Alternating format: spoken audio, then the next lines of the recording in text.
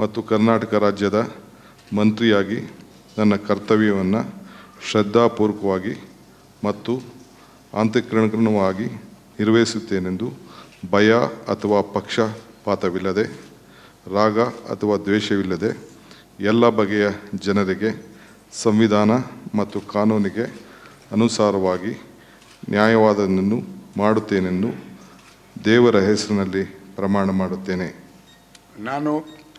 ನಾನು ದೊಡ್ಡಾಳಳ್ಳಿ ಕೆಂಪೇಗೌಡ ಶಿವಕುಮಾರ್ ಎಂಬ ಹೆಸರಿನ ನಾನು ಕರ್ನಾಟಕ ರಾಜ್ಯದ ಮಂತ್ರಿಯಾಗಿ ನನ್ನ ಪರ್ಯಾಲೋಚನೆಗೆ ತೆರಳಾದ ಅಥವಾ ನನಗೆ ತಿಳಿದು ಬರುವ ಯಾವುದೇ ವಿಷಯವನ್ನು ರಾಜ್ಯದ ಮಂತ್ರಿಯಾಗಿ ನನ್ನ ಕರ್ತವ್ಯವನ್ನು